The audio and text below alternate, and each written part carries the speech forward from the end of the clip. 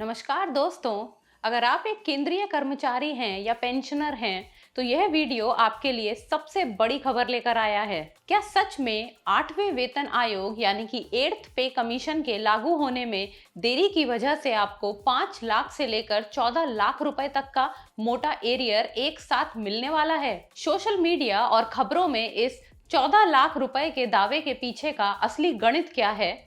आज के वीडियो में हम जानेंगे कि सरकार की तरफ से क्या नई डेडलाइन आई है और आपके बैंक अकाउंट पर इसका क्या असर पड़ने वाला है। वीडियो को बिना स्किप किए अंत तक जरूर देखिएगा। सबसे पहले बात करते हैं अभी अभी आई सबसे बड़ी अपडेट की। 8वें वेतन आयोग ने स्टेक होल्डर्स और कर्मचारी यूनियनों के लिए सुझाव सबमिट करने की आखिरी तारीख को एक बार फिर बढ़ा दिया है। अब नई और फाइनल डेडलाइन 15 जून 2026 तय की गई है। आयोग ने अपने सर्कुलर में साफ साफ कह दिया है कि यह अंतिम समय सीमा है और इसके बाद कोई और मोहलत नहीं दी जाएगी।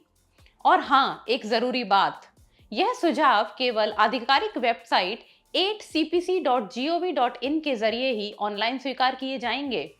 कोई भी हार्ड कॉपी या ईमेल मान्य नहीं होगा। इस प्रक्रिया की शुरुआत 5 मार्च 2026 को हुई थी, जिसे पहले अप्रैल, फिर मई और अब जून 15 तक बढ़ाया गया है। इसी देरी की वजह से अब एरियर की चर्चाएं तेज हो गई हैं। नियम के मुताबिक हर 10 साल में एक नया वेतन आयोग आता है। इस हिसाब से 7वें वेतन आयोग की अवधि खत्म होने के बाद 8वें वेतन आयोग को 1 जनवरी 2026 से लागू हो जाना चाहिए था। लेकिन मौजूदा स्थिति को देखते हुए एक्सपर्ट्स का मानना है कि भले ही नया पे स्ट्रक्चर 1 जनवरी 2026 से ही प्रभावी माना जाएगा, लेकिन सरकार को इसे पूरी तरह मंजूरी देने और लागू करने में अप्रैल 2027 तक का समय लग सकता है, यानी कि लगभग 15 महीनों की देरी। और जब सरकार इसे अप्रैल 2027 में लागू करेगी, तो इन बीते महीनों का पूरा पैसा कर्मचारियों को एक मुश्त एरियर के रूप में दिया जाएगा। अब आते हैं सबसे बड़े सवाल पर, यह 5 लाख से 15 लाख के एरियर का गणित है क्या? दोस्तों, यह पूरा खेल टिका है फिटमेंट फैक्टर पर। फिटमेंट फैक्टर वो मल्टीप्लायर होता है जिससे आपकी पुरानी बेसिक सैलरी नए स्केल में बदलती है।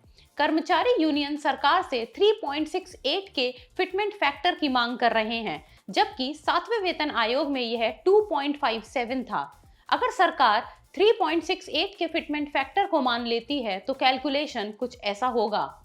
लेवल 1 की बात करें, जो कि न्यूनतम सैलरी वाले कर्मचारी होंगे, तो अभी न्यूनतम बेसिक पे है 18,000 रुपए।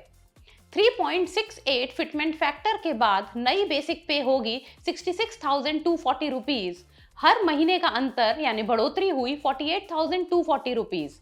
अगर हम बिना डीए के जोड़े एक अनुमानित अवधि का भी हिसाब लगाएं तो केवल एक के कर्मचारियों का एरियर 4,82,400 लगभग 5 लाख रुपए तक पहुंच जाता है। अब बात करते हैं कैबिनेट सेक्रेटरी लेवल की, जो कि उच्चतम सैलरी पाते हैं।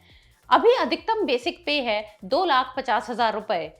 3.68 फिटमेंट फैक्टर के बाद नई बेसिक पे होगी 9,20,000 रुपीज। महीने का अंतर हुआ 6,70,000 रुपीज। इस स्तर पर अधिकारियों का एरियर आसानी से 13,40,000 यानी लगभग 14 लाख रुपए को छू लेता है।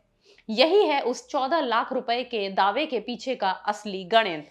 लेकिन रुकिए, यहाँ एक कैच है। यह जो 14 लाख का आंकड़ा है, यह कर्मचारी यूनियनों की मांग पर आधारित है। बाजार के एक्सपर्ट्स का मानना है कि सरकार शायद 3.68 का फिटमेंट फैक्टर ना भी दे।